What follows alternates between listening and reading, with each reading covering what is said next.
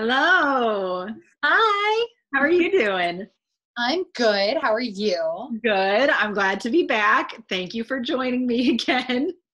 Happy to be here. Yeah, so we're both still safe at home right now, both still healthy, very thankful for that.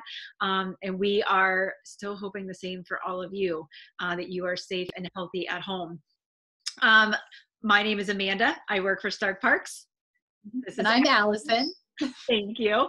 We do have a third presenter today, Squirt. The Gala, is that how you pronounce that? Yeah. So Mhm. the Gala, that is a parrot from Australia. Mhm. He is running around at Allison's place right now. So if he chooses to get on camera, you may see him. You'll probably hear him for Or hear sure. him, right. So we'll keep our eyes peeled for Squirt. Now, no offense to Squirt, but we are going to talk about a mammal today. So we are Ooh. going to do a species spotlight today that I'm very excited about. I'm missing all my critters. So our species spotlight today is the Virginia possum, or opossum, depending on how you want to pronounce that. There is an O there. So the Virginia opossum.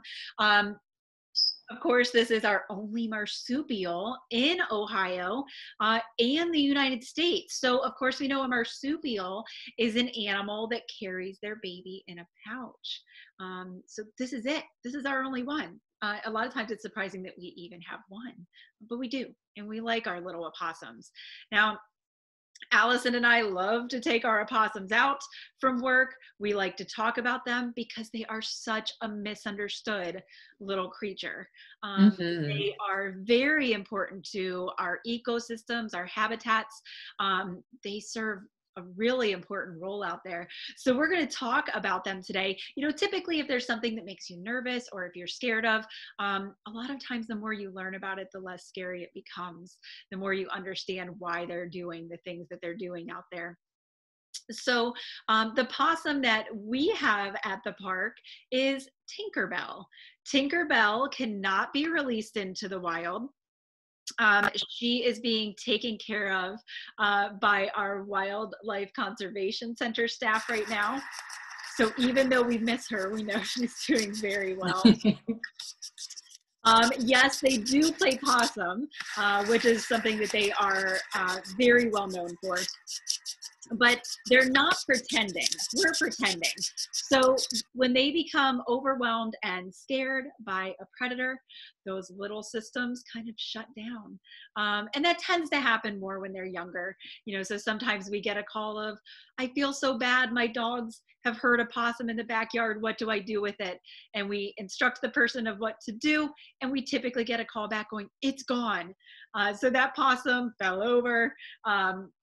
Usually younger, that system becomes overwhelmed. They wait for that threat to pass. They wake up and they're out of there. So they can't really run very fast. And if you don't run very fast, running away from something doesn't really help you. So a lot of times as they grow out of that, or if they're an adult, that possum will turn and face you with an open mouth. And 50 sharp teeth can look imposing. But they're eating plants and meat with those 50 sharp teeth. And primarily the meat they're eating is from dead animals. They're scavenging. So they need those 50 sharp teeth not to threaten you or hurt you or hunt all that many live animals. It's because of what they're eating. It's a little bit tough. Now, that's really great that they're eating those things because it helps to stop the spread of disease for us. So insects that would spread that disease around from that carcass, that's now not going to happen. I mean, if they can grab a toad or two, I'm sure they do. That toad might still be alive. But they do eat a lot of insects, and one of those insects are ticks. So on average, one possum a season will eat around 5,000 ticks. So we love that they're out there doing that. You know, if we take a look at them eating, yeah, here's some snack time. If we take a look at them eating, you know, that little sniffy nose, those whiskers, those sharp teeth, Tinkerbell is getting grapes in this video. So, you know, they play an important role in not only the foods that they eat, but of course, you know, sometimes they become food for other animals as well. So they play that part in the food chain. I love possum eating noises. I do too. Those adorable ears. Now, you know, they really start out with those ears. I feel like they're that size when they're a baby. So, you know, if we go back and we take a look at Tinkerbell as a baby, adorable. Let's take a peek here. So Tinkerbell was a late season baby. You know, their season of when they have babies, it can be early when it's still cold all the way to late summer. Around here, we're a little on the northern edge, so they can tend with that cold weather a little bit more. But she came in as a late season baby. She did not grow with her siblings at the same rate or really at all for quite some time. So we believe she has a form of dwarfism. This is her as a tiny little baby. This is what we saw way more often. That's usually the view that we get of Tink, is with her head in her food source or food bowl, whatever we're giving her. So that adorable little girl has been with us since last year. Now, these guys, you can see them. It is normal to see them during the day, during the evening, the morning, and at night. They're much more active at night than they are during the day, but you're still going to see them. Again, it depends on their range. If it's further north, if it's further south, if your weather is on pace for where it should be right then. And maybe they have babies. So she may be changing her schedule a little more if she has babies. So these little critters get a bad rap. Some people think they're very dirty and they look dirty. That's actually not dirt. Their color varies from black to white, gray, silver, and in between. I've seen possums that are almost all jet black. I've seen possums that are like a sparkly snow silver color all the way throughout. But they're very neat and clean. They give themselves a bath just like a cat. They only go potty if we provide them a litter box. Tinkerbell, because she was living inside for a while,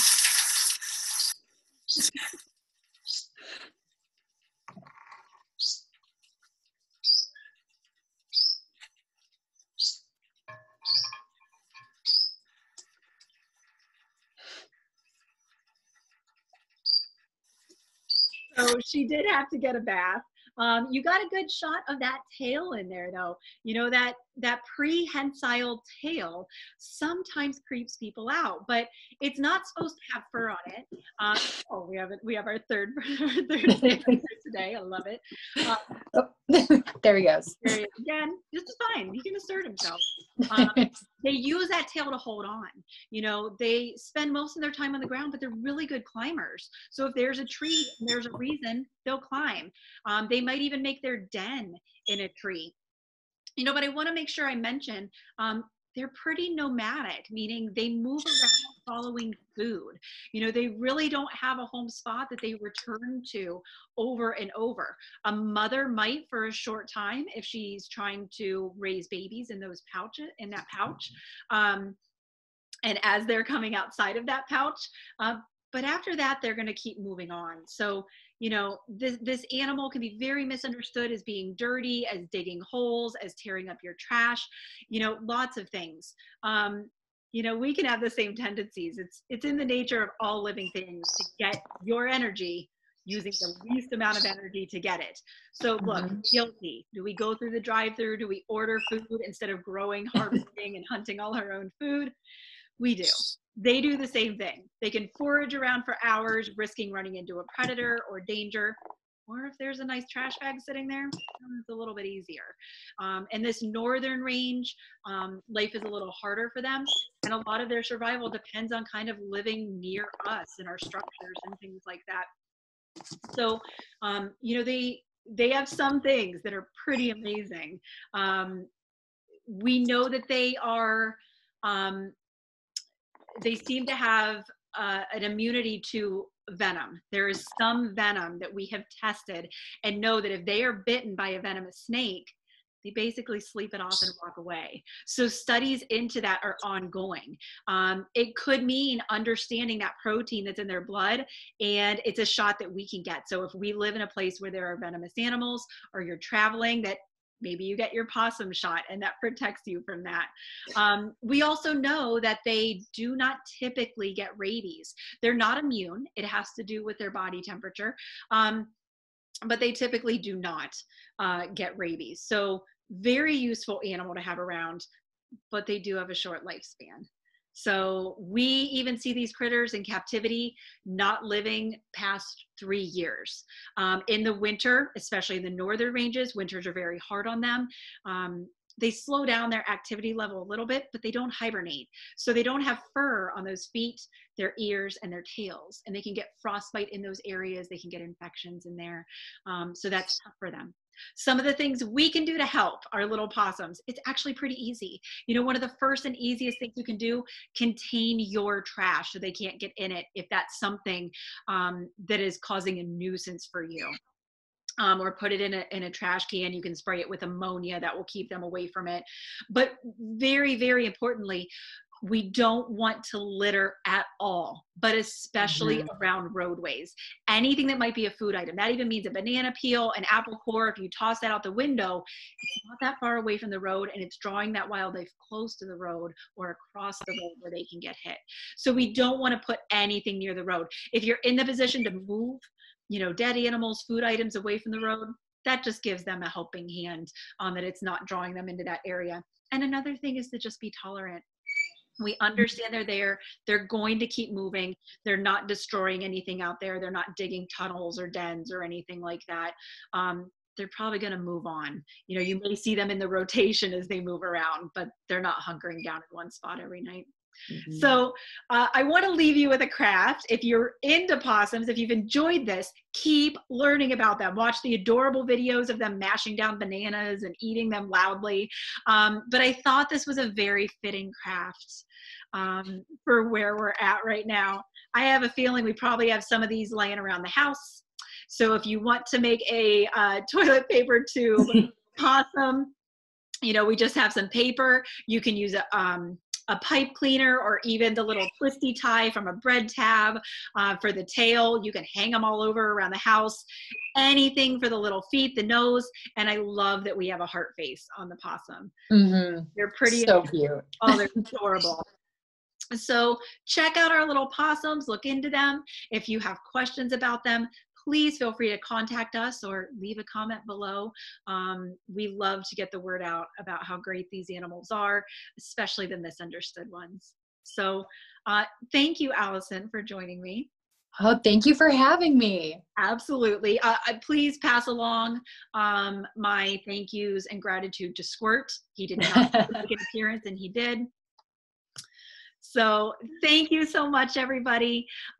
Please stay safe. Please stay well, and we will see you soon. Bye. Bye.